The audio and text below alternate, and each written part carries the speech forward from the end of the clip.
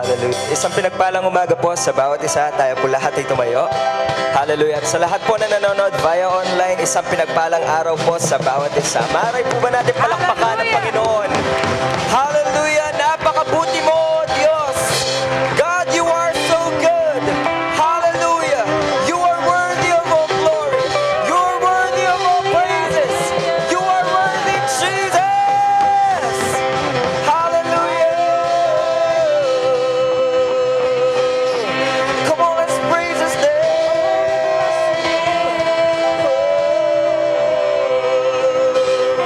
Come on, don't stop praising. Don't stop praising His name. You are worthy. Be exalted, O Lord. Hallelujah. Be lifted up, O Lord. Be praised.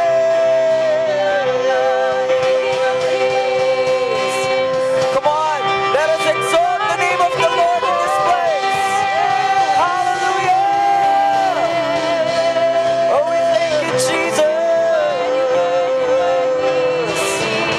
Praises, praises, praises be to your name. Hallelujah. Sige, yung malakas na palakpak para sa Panginoon. Come on. Oh, Jesus, hallelujah. You're worthy of all glory. Hallelujah. Come on, let's celebrate the goodness of the Lord. Come on, put your hands together. Woo!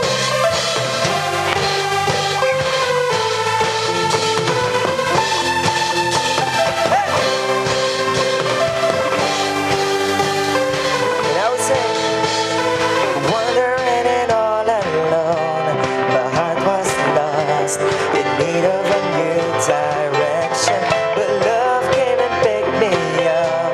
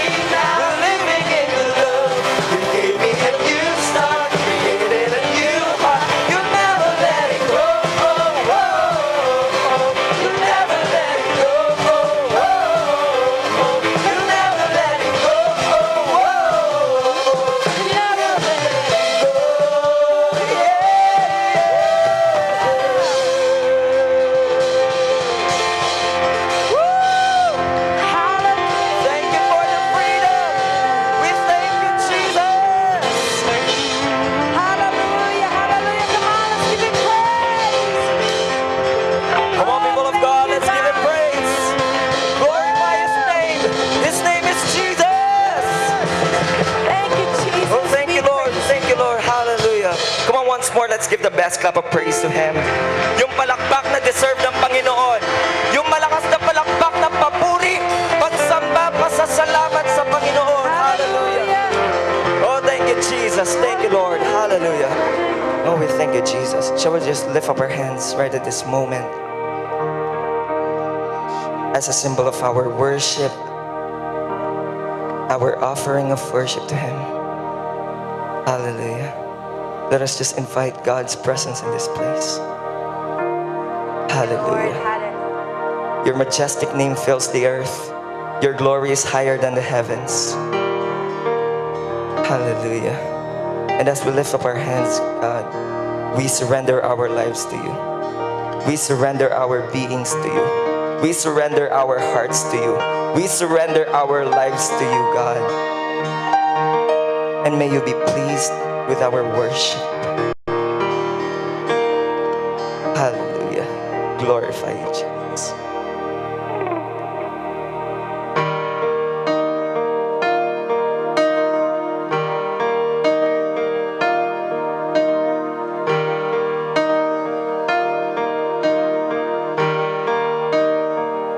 How great the chasm that lay between us.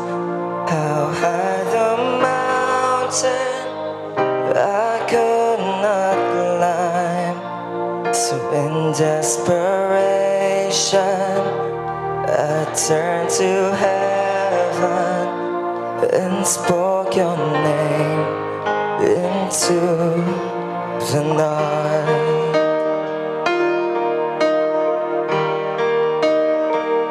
How great the chasm that lay between us. How high the mountains I could not climb. So in desperation I turned to heaven and spoke your name into the night. Then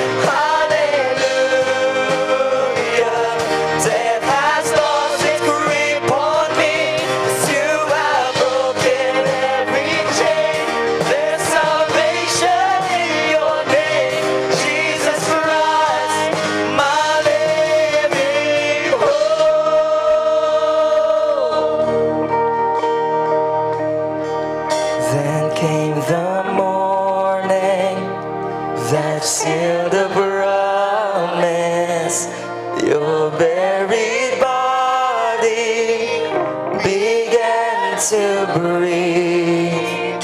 And out of the silence, come on, hear this. The roaring lion declare the rain has no claim on me. Come on, every voices now. Then came the morning that sealed the promise. Your very body began to break. Out of the silence, the roaring lion declared the rain has no claim on me. Jesus, yours is the victory. Oh, hallelujah. Praise the one who set me free. Hallelujah. Death has lost its grip on me, 'cause you have broken every chain. There's salvation in your name, Jesus Christ, my living hope. Hallelujah. Praise the one who sets me free. Hallelujah. Death has lost its grip on me. You have broken every chain. There's salvation in your name, Jesus Christ, my living hope. Jesus Christ, my living hope. Jesus Christ, my living hope.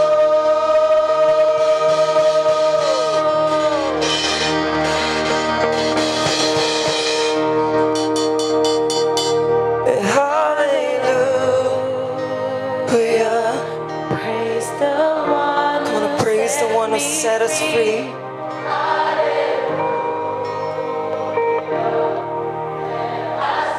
Come on, raise your voice. The enemy's defeated.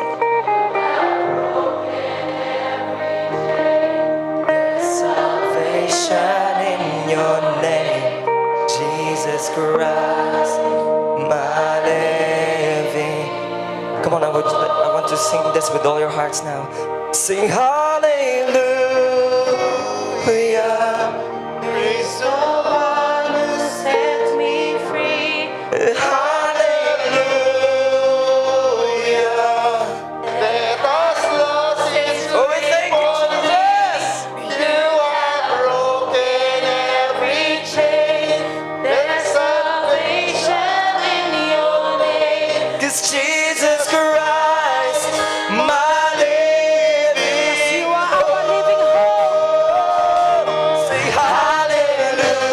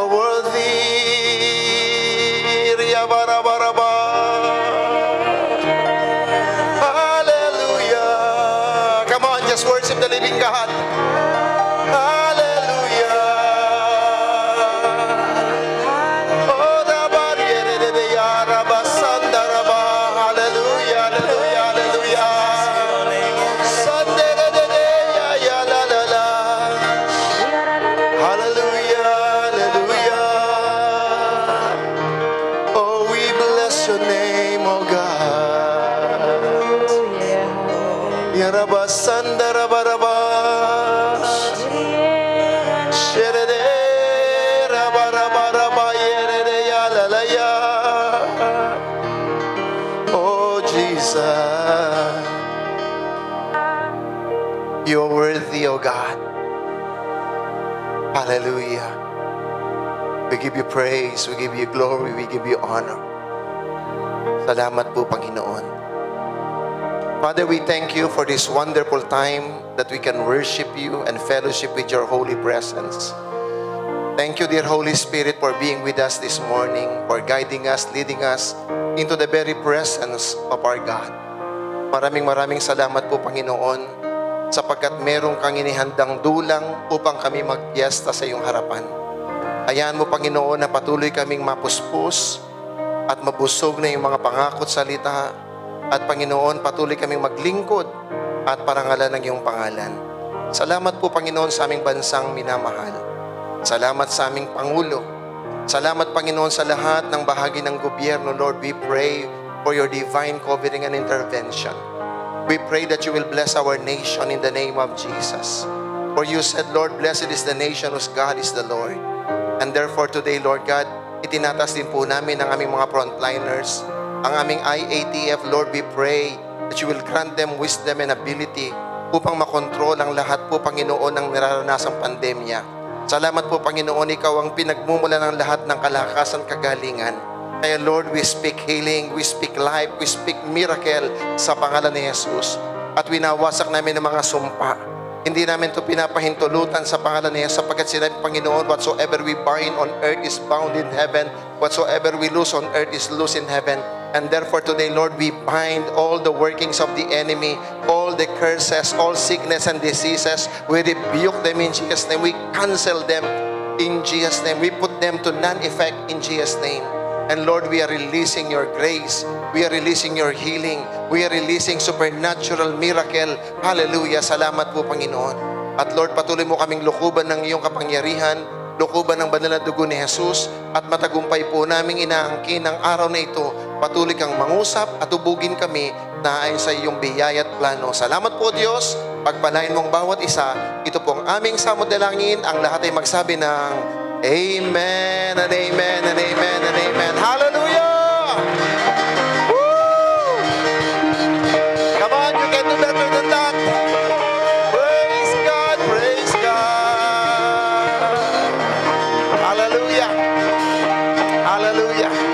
Hallelujah. Hallelujah. Hallelujah. You cannot be seated in God's wonderful, wonderful presence. Ngayon pong umagang ito, ako po'y nagpapasalamat sa Panginoon dahil sa kabila po ng katatapos nating Women's Encounter kahapon na napakatagumpay, salamat po sa Panginoon sa kanyang pag-iingat at biyaya. And today, we are so blessed dahil po, as I promised to you previously, na meron tayong speaker today at gusto ko siyang i-introduce. At siya na lang ho yung mag-introduce sa kanya pong team na kasama sa umagang ito. So, today, let me introduce to you, and I have the honor, the privilege na ipakilala po sa inyo ang aking kaibigan. Siya po ang senior pastor ng JCICM, dito po located sa May Mabiga, Mabalacat. At they've been ministering for quite a time. At alam ko po na marami siyang sasabihin sa atin dahil po marami na siyang karanasan sa paglilingkod sa Panginoon. Amen? Purihin po ang Panginoon. Hallelujah. Natatawa po siya. At hindi niya alam na nakahanda akong makinig at alam ko marami siyang sasabihin sa atin. So get ready. Be filled with the presence of God and the promises of God sa ating mga buhay. At i-claim po natin yon at mapagpala po tayo sa umagang ito. Amen? Let us welcome si Pastor Dave Manaloto. Praise God. Amen.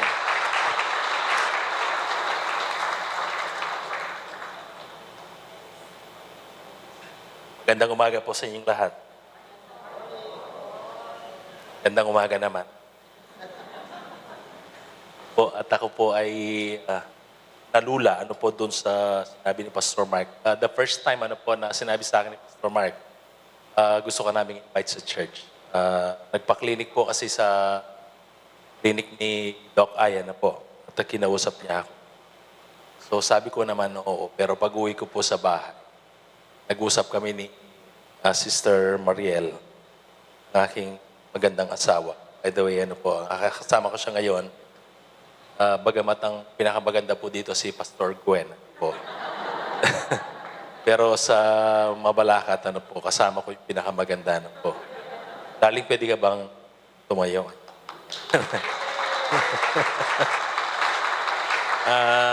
Hindi po ako nangarap na asawang mistisa, ano po. Pero ngayon po binigyan ako ng asawa ng Panginoon. Mistisa sa ngayon, ano po, dati native lang, ano po. Pero ngayon, mistisa po siya, ano po.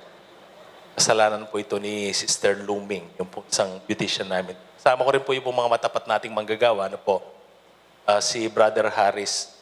Pwede ka ba tumayo, Brother Harris Pineda?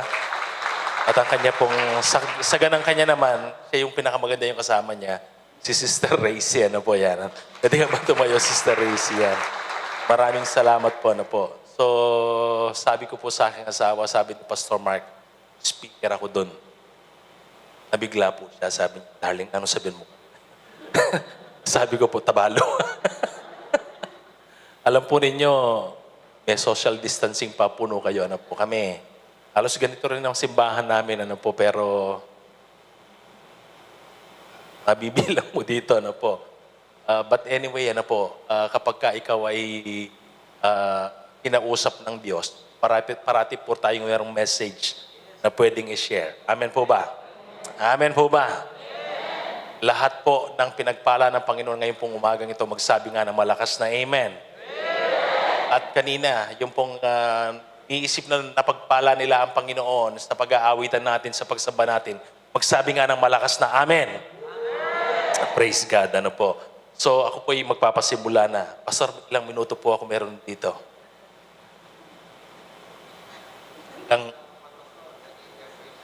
Praise God. Papangako ko po sa inyo, matatapos tayo ng 8:30. Ano po? Okay, anyway, ano po, marami na naman po mga rumors ngayon. O ba? Parang meron na naman daw lockdown. Yung kagabi yata, Sal, Bulacan, Cavite, marami po yung mga nagla-lockdown ngayon. At parang may ugong din, dito po sa Pampanga, ay magkakaroon din ng lockdown yata. I don't know.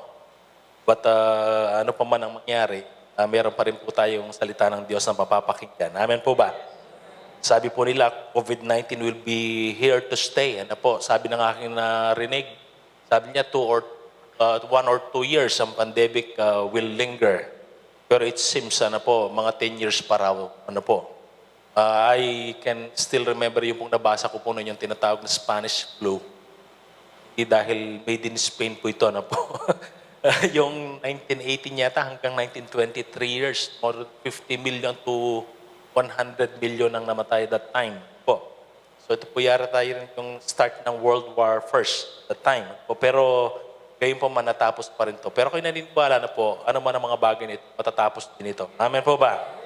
Amen. Pagkatapos sabi po ng iba, yung mga economists po ng mga leading economists ng ating bansa at sa ibang bansa, they see a gloomy forecast. Ano po? Katulad po ngayon, ano po? Maraming mga ekonomiya ang bumabagsak, bagamat ang London o Great Britain, medyo umaangat po yung kanilang economy. Pero generally speaking, sa buong mundo, pababaan o bulusok. Pero mga kapatid, in the midst of all this gloominess and darkness, meron pa rin pong good news. A beacon of hope para sa bawat isa po sa atin. Amen po ba? At ako'y bumabati din po na po sa mga gumraduate kahapon sa encounter. Ako rin po ay nakapag-encounter dito noong 2018 ba yun? 2018 na. Ilang ng batch kami, pero halos 200 po kami dito. Ano po? So, naalala ko po ang aking spirit guide, si Pastor Melchor. Kaya lang nasa pandakakip yata. Ano po? Siya po yung aking spirit guide.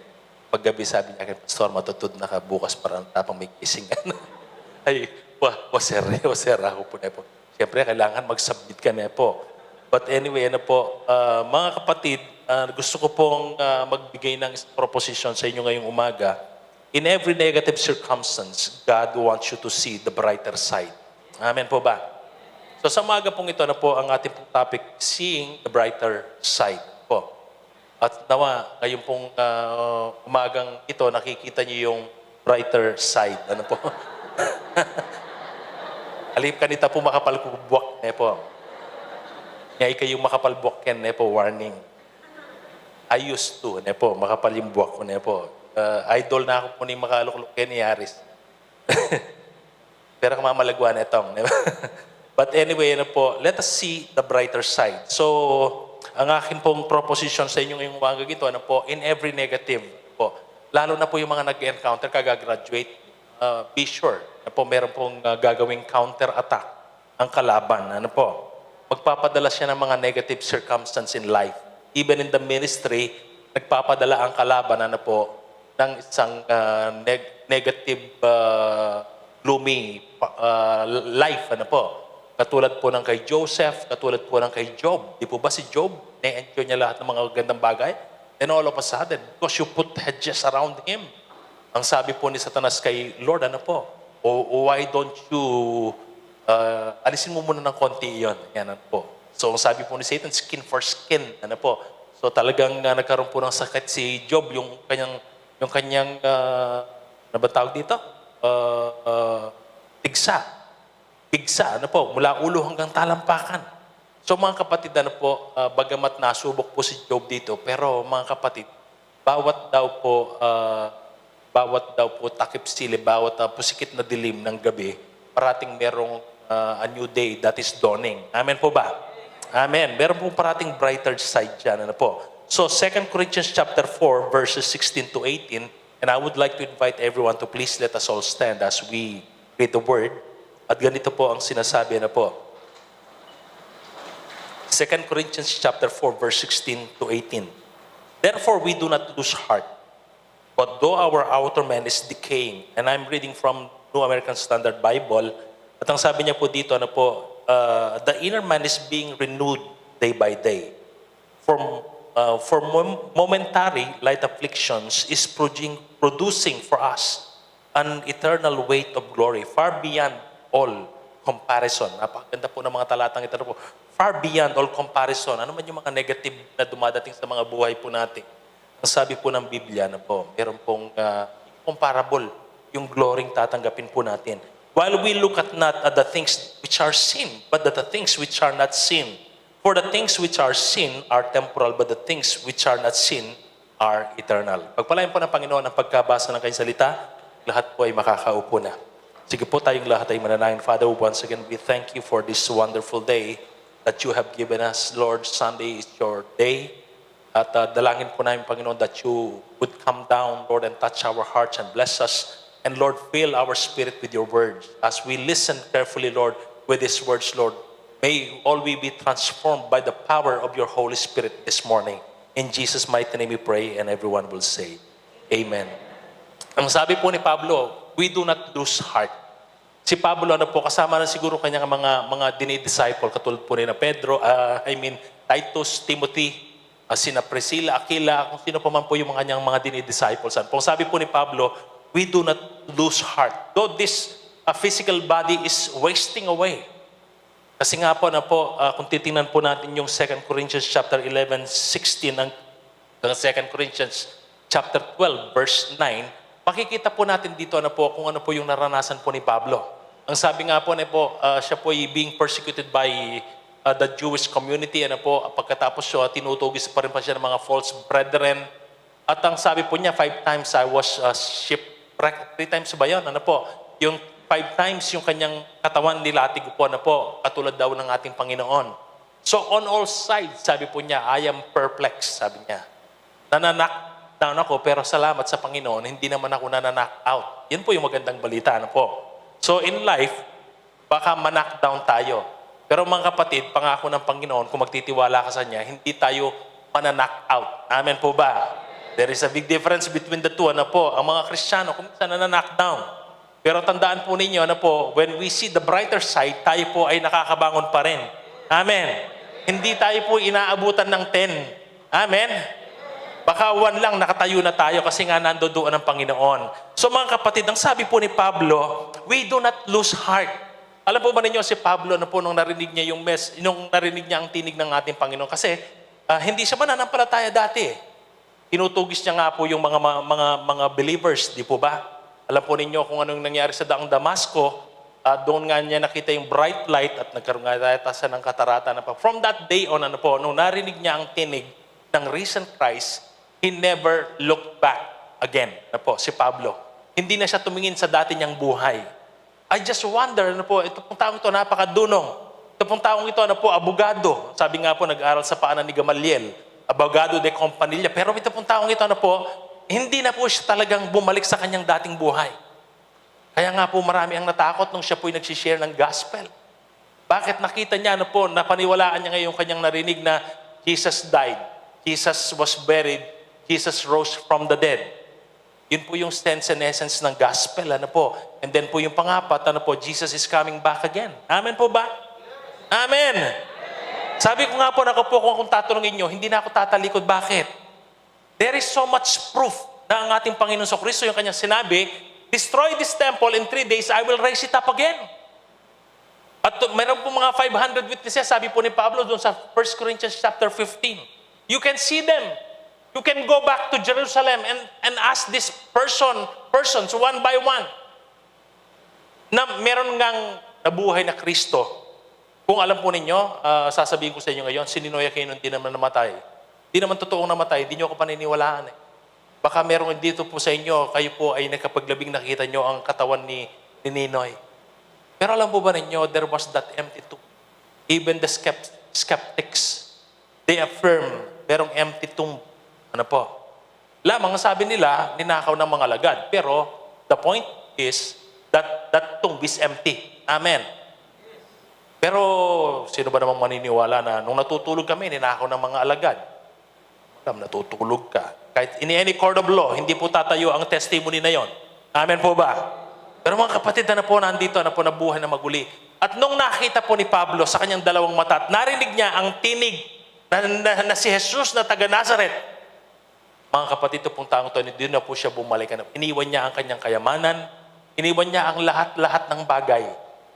Katunayan, sa lahat ng mga apostol, hindi ko po alam kung siya nga talaga, pero siya po yung talagang nakapag-establish na maraming mga churches. Nagkaroon siya ng 3 missionary journeys. All in all. At ang dami niya pong na-convert. Ito po yung taong nakita niya, yung pong bright light na yun. Kaya nga po ang sabi niya, we do not lose heart. Bakit? Kilala ko yung aking pinaglatagan ng aking buhay. Kilala ko siya. Do you know Him? Mga kapatid, if you know Christ, mga kapatid, you will never ever look back again. Hindi ka na titingin muli, hindi ka na rin maghahanap ng bagay pa. Because in Christ, we find our fulfillment. Amen po ba? At nagiging complete tayo kay Kristo. Pwede po ba natin palakpakan ang ating Panginoon? Siya rin po ang nagsabi, for me to live is Christ and to die is gain. Ang taong ito, sabi ko, antindi naman ang taong ito. Ang kamatayan daw ay pakinabang. Ang mabuhay ay kay Kristo. Pero kung mamamatay man ang katawan na ito, sabi niya, pakinabang pa rin. Bakit? Kikita ko na ang aking tagapagligtas, ang aking Creator. I will be seeing Him and I will be with Him forever in eternity. Nakakita na po ba kayo? Dito minsan matagal na tayong Kristiyano, pero ang kamatayan hindi natin pinag-uusapan. It's rather a taboo. Pero alam po ba ninyo na kung paano po ang pain, sometimes it helps. Sino po dito ang nangangarap na mabubuhay ang kanyang katawan ng 150 years? Pagkatapos, 10 beses na dumapo yung langaw sa kanyang ilong, ay, makakakit. May katapulo na maglanding ba yun ni Abulyo? That is not that kind of life na gustong ibigay sa atin ng Panginoon. Amen po ba? Ang gusto ng Panginoon talagang sa kanyang feeling for eternity that we will be with Him. At yun ang nakikita po ni Pablo na every time na meron po siyang mga pagsubok, every time na meron pong gloominess, every time na merong persecution, every time na nararamdaman niya ang diablo, dinidiscourage siya, nakikita niya parati yung brighter side. Amen po ba? Amen po ba? There is no reason for us, na magpunta ka dun sa sulok at magmaktol dahil maraming mga pagsubok, maraming problema. Sabi nga ng aking narinig, kasi dumating si Judith, Judith ng kuryente. Ano pa man po yung mga Judith na yan, regardless, mga kapatid ng Panginoon, meron po parati siyang ino-offer na mas brighter side. Amen po ba? mas na brighter pa, ano po, redundant na yata yan, ano po. But anyway, ano po, let me continue, ano po. So mga kapatid, ano po, in every negative circumstance, God wants you to see the brighter side. And let me share with you, ano po, 4 na katotohanan, at maaring ito po, ano po, narinig nyo na, at habang iniisip ko po yung i-share ko sa inyo, pinagpipray ko po sa Lord, ano po, narinig ko po kay Pastor Paul, ano po, yung mga disciple nyo dito na po, yung merong doctorate degree, ano po. Sa amin po kasi kung minsan, meron din kaming DD, ano po. Ano ba rin yung DD? Yung minsan dunong-dunungan lang. Ano po. Nag-a-attempt ka maging marunong, ano po. Pero salamat sa Panginoon, ibinibigay niya ang kanyang Santong Espiritu para ibigay niya po ang tunay na wisdom na nanggagaling sa kanya, ano po. And probably, ano po, what I'm saying today, you have heard it many times, ano po. Pero they are worth, ano po, na balikan at pakinggan muli. Ako'y naniniwala, still we can be fed with the word this morning. Amen po ba?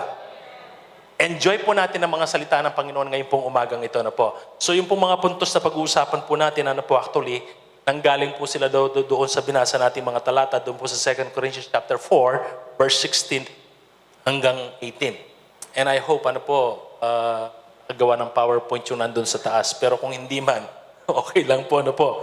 But anyway, ano po, tingnan natin. Here are some facts, ano po, from the scriptures that we have read a while ago that we must look and commit it, to it, ano po, to live them out, ano po. So mga kapatid, yung una, ano po, so to start with, ano po, the fact that every trial brings about change on the inner man. Ito po ang nakikita po ni Pablo, ano po. Hindi man yung mamatay pa siya o naman, ano po. Nakikita ni Pablo, yung inner man, it is being changed daily. Through these negative circumstances na inaalaw ng Panginoon na dumating sa kanya, yung nandoon sa loob, nababago, nag-grow. So mga kapatid, ano po, meron pong ang Panginoon, ano po, meron po siyang sinabi sa kanyang salita that we are His workmanship. Amen po ba? Amen po ba? God is, ano ba yan, etching, ano po, a masterpiece out of your life, out of our lives. Amen po ba? Meron siyang inuukit na napakaganda sa mga buhay po natin. That unless the inner man is changed, ano po, yung countenance natin, hindi po magbabago yan. It should start from within, ano po. And sometimes we do not understand bakit ang daming mga problema, bakit si Pablo, sumunod na nga, tinalikuran niya na nga ang dati niyang pananampalataya at naglilingkod kay Kristo ngayon, pero ang dami pa pong mga dumarating na mga pagsubok. Ba't di na lang para puros maganda na lang? Pero mga kapatid, ano po, meron palang mas magandang plano ang Panginoon sa mga iniisip nating magaganda. Marami tayong mga naiisip na maganda, pero higit na maganda ang kanyang naiisip para sa atin, ang kanyang panukala, para sa ating mga buhay. Amen po ba, mga kapatid? So mga kapatid, God uses them, ano po, yung mga trials, negative situation every time for you to become the best version of you. Ginagamit niya ang mga negative things na ito, ano po, so that you can become the best version of you. Amen po ba? How many times, ano po, na talagang nagre-reboot tayo, reboot 3.0 ng mga buhay po natin. Nag-upgrade tayo, pero to no avail. Hindi naman talaga natin nababago ang ating Panginoon. Amen po ba? But when God is at work, ano po, the best thing happen, ano po, in the inner man. Amen po ba? The best things, ano po, nangyayari yung mga bagay nito. Every time, ano po, mga kapatid, ano po, God is always at work in forging the person He wants you to be. Hindi natutulog ang Diyos, ano po. Talagang ginagawa niya, ano po. Alam po ninyo, nung minsan ako po'y nanonood ng isang video, ano po, manood ako mahilig po ako sa manood ng ganito. Diba, kung paano po ginagawa yung mga malalaking chain, pambihira na po, yung pong mga kadena, ang lalaki, ganyan po, yung isang ano lang, isang link, ganito kalaki. Nakita ko kung paano po yung bakal, pinapadaan sa matinding apoy. Yan ano po, fino-forge po doon. And then ano po, habang ito po ay nagbabaga, doon po pinoporma. Hindi po pala pwede ang bakal na po iporma mo habang nang gusto mo. Mas madali pong iporma habang ito po ay nagbabaga. Madaling pasunurin. Kaya nga po ang Panginoon, ano po, ginagamit siya yung mga negative situation na ito, ano po, ng mga buhay natin, mga trials. Ang sa gayon, madali po tayong iporma ng Panginoon. Amen po ba? Pero ang taong walang nararanasan na problema sa buhay, kahit kailan hindi mo ma-introduce ng maayos si Kristo sa kanya. Pero pag dumadanas ng pagsubok, dali, ay gusto ko yan. And gusto ko yung naririnig kong yan. Madali pong ma-form, ano po, yun din po ang Panginoon kumitsan, ano po, God allows these things, ano po, to happen.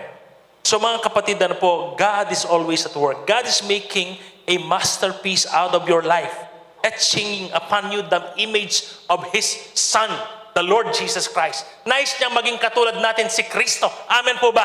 Yun ang inuukit niya sa mga buhay po natin. Pwede po ba natin palakpakan ang ating Panginoon? You are God's workmanship. Pwede mo bang sabihin sa iyong katabi, you are God's workmanship. Hallelujah. So mga kapatid, ano po, before we leave this point, ano po, brothers, allow God to do His part. Be the willing subject. Amen po ba? Amen? Alam po ninyo, meron ako pong na-download na lumang-lumang awit na, ano po, yung inawit ng mga continental singers, yung Let There Be Light. Sabi nga po ng awit yun, I already know the first full measure of the Christian life is by heart. Tapos meron pa po siyang, ang title ng song na ito, I'm gonna finish the song this time. And if I fail, sabi niya, I'll just pick up the beat again. So, ito pong taong tanong, napaka-positive niya ngayon. Ano po? Inawit niya. Ewan ko si Betsy Hernandez po yata yung umawit na ito. Pero mga kapatid, ano po, when God is working, ano po, be the willing subject. Kapag mayroong ginagawa ang Panginoon sa mga buhay po natin, huwag tayong mag-resist. Amen. Mga kapatid, in Christianity, in our spiritual life, we cannot cut corners. Buti po itong, lectern nyo, bilog. Pero ang buhay, punong-puno po ng mga corners, ins and outs. Hindi po tayo pwedeng kung kudrado, dito na lang, mabilis. Straight line daw, it is the shortest distance between 2 points. Sabi po nila, ano po, hindi ko po alam ngayon na yung mga astrophysicists, pero po sila na-discover yung warp. Yung, hindi raw yung straight line. Pero sa Christianity, ano po, hindi po yun, ano po, sometimes we cannot cut corners. Sometimes God allows you to go through these things, ano po. Just be the willing subject. And then do not intervene on every try, ano po, or even try to help Him. God knows what He's doing to you. Just have a good time. Amen po ba? Amen po ba? Yan po yung awit ninyo. Gusto ko rin yun eh. Ewan ko sa The Dreamer yata. Joseph the Dreamer yun. Ano po? You may not know what He's doing with you. Ano po? Just have a good time. Amen po ba? Magkaroon ka ng, mag-enjoy mo, i-enjoy mo lang. At precisely ito po ang ginamit ni Pablo. Hindi ko po maintindihan ng taong ito, tinutugis, pero ang sabi niya, rejoice in the Lord always, and again I say rejoice. How could he do that? Paano niya nagagawa ito? Dumadaan siya ng maraming mga pagsubok, tinutugis siya, pero siya pa yung nagsasabing, rejoice in the Lord, and always again I say rejoice. Ang sabi niya po sa mga taga-Pilipos habang siya ay nakakulong, he is encouraging these people. People who are not in chain, ano po? People who are not in jail. Alam niyo ba? Ang aking pagkakulong, it has turned out for the furtherance of the gospel. Philippians, mababasa niyo po ito. Habang siya ay nakakulong, yung positivity nando doon. He always see the brighter side. Alam niyo po, si Pablo, sabi niya habang siya nakakulong, yung mga nando doon sa household of Caesars, they are being saved. Now I understand. Bakit ako nakulong? Ako di kampante ngayon ang aking pagkakulong, hindi dahil ako'y kriminal. Ang aking pagkakulong ay dahil kay Kristo. At nagagawa ko ang kanyang kalooban, even in chain, even in jail. Nagagawa ko pa rin. Doon niya rin nasabi yung, for me to live is Christ and to die is gain. Ang sabi po ni Pablo, ito po yung pinakamagandang panahon para mabuhay para kay Kristo. What? Nakakulong?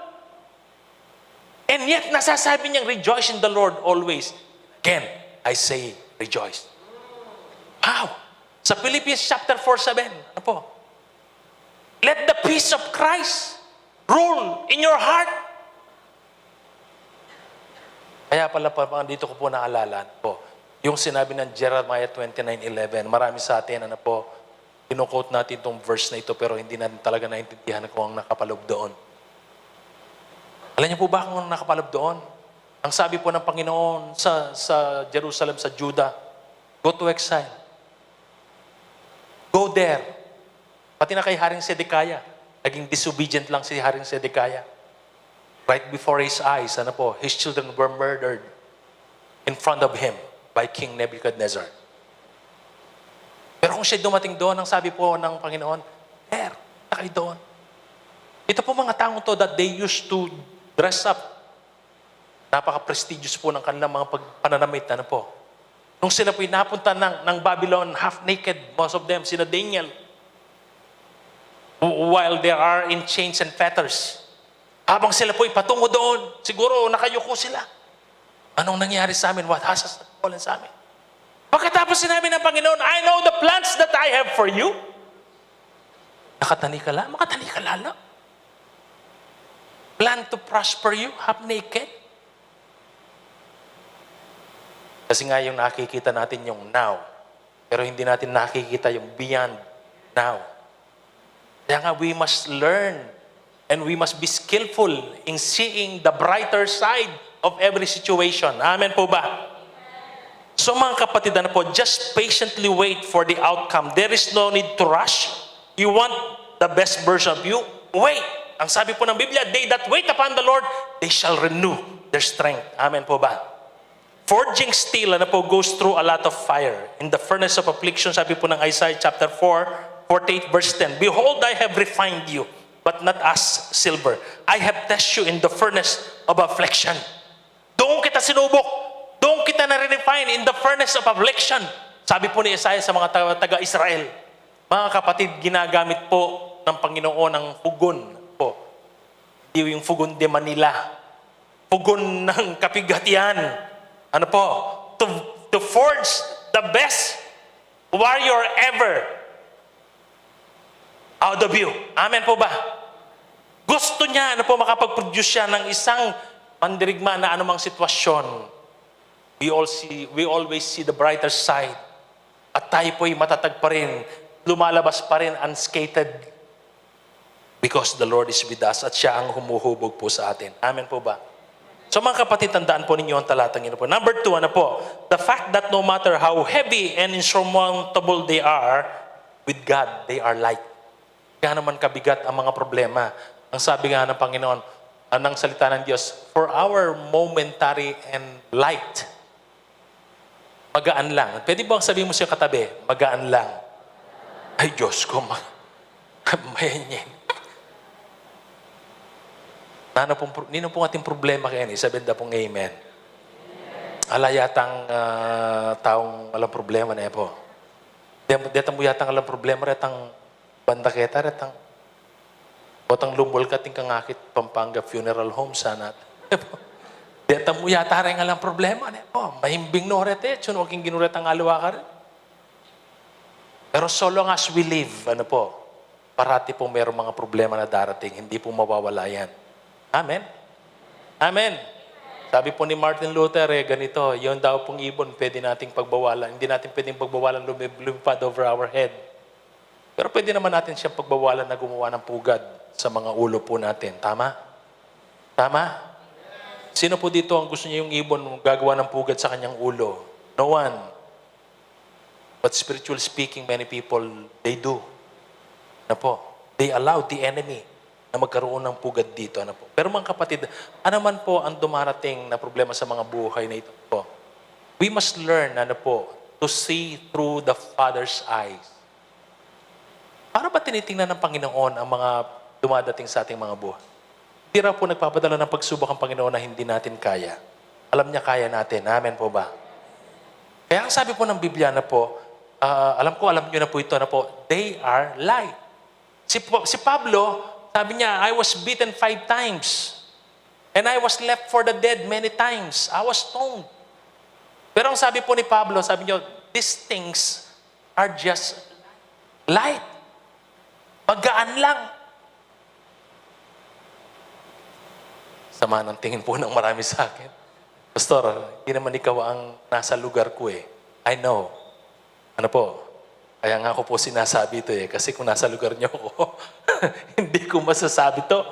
Pero nakaranas po kami ng ganyan. Amen po ba? Nakaranas kami. So mga kapatid, ano po, who said that life is fair? The sad reality, it is not. Amen? Hindi fair ang buhay. Minsan, pareho lang ang pagod nyo. Pero yung return, hindi pareho, hindi po ba? Life is not fair. People seek for fairness. Kaya nga meron pong mga ideology na socialism, di ba? They want everything to be fair. Pero mukhang hindi mangyayari ito, walang utopia na ganoon dito sa mundong ito. Life is not always fair. Sabi po yan ng awit. Di po ba? That life is not fair. Hindi ko po alam kung sino yung umawit ng kanta na yan. Pero classic na yon. The ways of the world are hard, cumbersome. Tandaan niyo po ito. The ways of the world, they are hard. They are cumbersome. It poses a lot of burden upon. Yan po ang mundo. Pero mga kapatid, sabi po ng salita ng Diyos, they are light. Amen? Magaan lang yung mga bagay na yan. At pagkatapos, ang sabi po, the worldly pleasures are temporary and its byproduct adds more heavy load to man's worsening condition. Worldly pleasure. Nagpapadagdag pa ito. Mga kapatid, the world's philosophy, if it makes you feel good, then by all means, do it. No. Just to relieve. Para magkaroon ka ng relief. Pero mga kapatid, after all those things, yun na naman, pareho na naman. Kasi nga, they do not see things through the Father's eyes. The only way to see that, kailangan nandito si Kristo sa mga puso po natin. So that we can see things the way He thinks. Amen? Pwede po ba, ilan na natin kung paano natin nilologic ang mga nakikin natin sa ating kapaligiran? Sometimes God's ways, it seems illogical sa ating po mga understanding. They are the best way. Kung titingnan po natin, mga kapatid, ang sabi po ng Panginoon, no, anak, magaan lang yan. Ang bigat na po, Panginoon eh. Kaya nga, nag-offer po siya Matthew chapter 11, verse 28. Anong sabi niya? My yoke is easy and my burden is light. Bakit? Dalawa kasi yung pamatok double yoke. Kasama natin siya. Amen po ba? In every step of the way, magaan lang yung anak. Bakit nagiging magaan? Kasi nandidiyan siya sa katabi mo. Minsan nakakalimutan mo, kasama mo pala ang Panginoon. Amen po ba? Meron bang time na nagpunta kayo na sa isang lugar na mag-asawa? Nakalimutan mo, kasama pala yung asawa mo. Eh, naiwan mo, binalikan mo pa sa motor. Kasama ko pala yung asawa ko. Ako, malaking problema yun. Meron po kaming kilala, sa motor, uuwi na sila. Pinagpag po ng babae yung upuan ng motorsiklo. Sumakay si lalaki. Brrrr! Yan, lipas, Sabi ng nagmamaneho, ba't magaan ang likod? Sabi niya. Pagtingin niya, wala yung asawa niya, binalikan, Parang yung problema yun, Saan iniiwan natin sa biyahe ang Panginoon, Akala natin nag-iisa tayo, pero nandoon siya. Kasama natin siya doon sa yoke natin. My burden is easy and my burden is light. Amen po ba? Load po, magandang. And my burden is light, ang sabi ng Panginoon. So mga kapatid, ang mundo, papatawan ka ng marami pang mga burdens. At first, parang nag-i-enjoy ka. Pero pag gising mo sa umaga, mabigat na naman. Yan ang mundo. Pero when we learn to see things, na ang sabi ng Panginoon, these things are light. No matter how heavy, no matter how insurmountable they are, remember, ang sabi ng ating Panginoon, my yoke is easy, my burden is, just come to me. We forget, na lumalapit sa ating Panginoon. And then God allows them in your life because He knows you are able. Kagaya po ng aking nabanggit kanina. So mga kapatid, through much process of time, God has developed a strong backbone for you. So that no matter how heavy they are just light. Amen? Alam po ninyo, isa sa mga gusto kong binabasa sa Biblia, yung sa Psalm, they are planted in the house of the Lord. They are like trees. Isa na ko po yung nanonoong Hurricane Katrina. Napansin ko po yung mga niyog, yung mga palm tree. Ang lakas ng cyclone na ito halos humahalik na sa lupa yung kanyang dahon. Pero pagkatapos ni Typhoon Katrina, nakatayo pa rin yung mga niyog. Ang mga Kristiyano daw, ang mga anak ng Diyos, para silang mga palm tree. Amen. Hindi tayo mapipilan. We will flourish and we will thrive. Amen po ba? Yan tayo. We will survive. Ano mang onslaught ng kaaway, we will survive. Mga palm tree tayo Matatatag, matitibay. Amen po ba? Sabi mo sa iyong katabi, walang Kristiyanong mahina. Yan, tayo po yung malakas kasi kasama natin ang Panginoon. Amen po ba? Mga kapatid they are just light. Mga kapatid, do not seek for a lighter load. Rather, seek for a strong backbone. Amen. Amen. Huwag kang mahanap ng light load.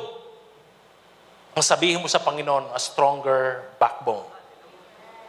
At bibigyan niya tayo. Amen po ba? Kaya nga po, anumang load na dumadating sa buhay natin, they are just light. And then number 3, Number 3, no matter how you perceive it, troubles are just momentary. Nung ako po dumanas ng matinding subok sa aking buhay, marami yan, Alam po ninyo, there was one time, ako po nagkaroon ng sciatica, Ang sakit. Yung aking pong laman dito sa may likod dito sa pigi, parang hinihiwa ng mapurol na palang. Palang? Kapapangan niya yung palang? Sorry pastor. Kasi sabi ni pastor kanina, narinig ko po kasing kaibigan pong parang pastor. Sabi ba niya naman taga Manila yung mga pinapakilala niya. Pinagpala po tayo ng Panginoon, tayo po may mga bisita, mga pastor na mula sa Maynila, sabi niya. At sa umaga pong ito, ipapakilala ko po ang ating tagapagsalita. Pero siya na po ang baalang, sabi niya. Siya na ang baalang magpapakilala sa lahat ng kanyang mga kasamaan. Sabi niya ba naman? Ibig niya palang sabihin, kasamahan na po. Hindi. Kapampangan niya kasi na po. Ay, wala ko po. Tagalog niya, kapampangan niya pa pala na po. So, yun po yung pakiramdam ko, yung aking asawa, for almost 1 year, pag sinumpong na po yun, talagang yung pawis ko mula ulo hanggang bakit? Hindi ko mawari kung ano ang pakiramdam ko. Pero ito po, totoo, siguro mali. Kasalanan nito. Pero ang sabi ko, Panginoon ko, sabi ko, masakit. Hindi ko po alam kung hanggang kailan ito. Nakakapag-drive pa naman po ako pero hindi ako bumababa. Itong dito hanggang doon, lakad doon, mahihirapan talaga ako. Masakit na masakit. Pag ako po yung nagpiprits, ayan. Kaya nagpabili po ako ng wireless microphone. Pag nagprits ako, nakahawak ako ganito. Pagkatapos po nagprits, hindi ko na alam kung paano ako doon. Lord, hanggang kailan po ito? Ito po yung iniisip ko Lord, hanggang kailan ito? Pero Lord, sabi ko ganito. Kung hindi man mawawala ang pain na ito, gusto ko bigyan mo ako ng lakas. Papagtagumpayan ko ang pain na ito. At Lord, pero ito po sinabi ko kasalanan po siguro ito. Huwag mo pong itulot, Panginoon, nasumpain ko ang pangalan mo dahil doon sa pain na ito. Po ninyo, 2 hours a day for almost 1 year. Tulog ko. Pag nakita ko na po yung tamang posisyon, makakatulog ako 2 hours. Pag lumipat na po ako ng posisyon, magigising na. Sakit. Walang kasing sakit. I have never known pain since that time. Ang sakit. Sabi ng doktor, anong nang pinagawa sa akin? Stretching, chiropractor, lahat na ginawa ko. Pati na pong Larong latik, katingin Lara. Babaw kong kalami. Kabang lumudarling, babaw kang kalami. Pero alam po ninyo, nasabi ko, Lord, hindi sa lahat ng panahon ganito. Amen po ba? Hindi sa lahat ng panahon ganito. Amen. Ano ang nararanasan mo? Hindi bawat panahon ganyan yan. Merong katapusan yan. Amen po ba? It is just but a moment. It is just but a glimpse. Pwede po ba natin palakpakan ng ating Panginoon? Mga kapatid, remember this. Ano po? Impatience is one of mankind's Waterloo. Impatience. Ano po? Ito po yung mga pitfalls ng maraming mga mananampalataya. Hindi sila makapaghintay, nagmamadali. Gusto nila ng cutting of corners. People always wants the shortest way possible. Uulitin ko po, ano po, life is full of corners, turns, and way ups, arounds, ano po, to get to your destination. Amen po ba? To arrive, ano po, to be the best person na gusto ng Panginoon, walang shortcut. Gustong tapusin ng Panginoon sa process. Alam po ninyo, nung nauso yung MP3, ang daming masaya. Pero the people who are really keen, ano po, in listening to music, ayaw nila yung MP3. Kasi sa MP3, maraming mga details ang nawawala. Gusto pa rin nila, si Pastor Mark yata, gusto pa rin po niya yung WAV file, o kaya yung mga talagang analog na talagang ni-record sa mga vinyl records, ano po. Ang daming nawala. Doon sa MP3, yung mga details nawala. Tapos nauso po yung compression ng mga litrato. Nadidegrade ang picture, di po ba? Do you want your life to be degraded just because you want the shortest way possible? Pero ang Panginoon, He is into details. Amen po ba? Gusto niya ang buhay mo talagang to be the best ever. Amen po ba? Amen po ba, mga kapatid? So mga kapatid na po, don't fall for it. Merong shortcut. Don't fall for it. Dalas po ginawa na namin, mag-shortcut tayo. It is the long cut rather. Mag-shortcut tayo. But wait, ano po, God has provision. They that wait upon the Lord, they shall renew their strength. Tandaan mo yan, kapatid. Kung marunong ka maghintay, mga kapatid, parating may lakas na ipoprovide ang Panginoon sa bawat isa sa atin. Amen po ba? Ang sabi po ng salita ng Diyos, they shall mount up with wings as eagles. We will soar high. Amen. Amen po ba, mga kapatid? Anandalian lang yan. We will soar high. We will be above every situation. We will be above every circumstance. Amen po ba? We will not remain under this cumbersome, burdensome thing na nais ng diablo na ilugmok tayo. We will rise above. We will fly above our situation. Ang sabi po ng salita ng Diyos, they shall run and will not become weary. Kailan po ba ninyo gusto mangyari sa buhay niyo ito na tumatakbo ka pero hindi ka napapagod? You run the vision but you do not lose heart. Ang cell group mo nandiyan pero hindi ka nawawala ng pag-asa. Bagamat kuminsan parang nakakawalan ng pag-asa, katulad na ng nangyayari ngayon, ano po? Minsan online na lang tayo nagsisimba, ano po? Ang sabi po ng Biblia, they shall walk and will never faint. Mga kapatid, yan po ang pangako ng Panginoon sa bawat isa sa atin. So mga kapatid, let me just review na po na mabilisan.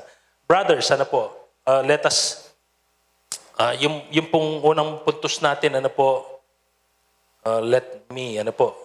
every trials brings about change in the inner man. Amen po ba? No matter how heavy, they are light. And no matter how you may perceive it, troubles, negative things, they are just but for a moment. And then yung po last point po natin, ano po, these things, ano po, they are plus factor in achieving for us a far more exceeding and eternal weight of glory. Tumutulong po yan para makantam natin yung inihanda ng Panginoon para sa bawat isa sa atin. Amen po ba? No matter how you compare 100 years of life to eternity, maliit pa yon. Amen po ba? Pero nagsabi sa akin, Pastor, ganun ba talaga ang buhay? Alam mo kapatid, sabi ko, so what? If I suffer for the rest of my life because of preaching the gospel, I don't care.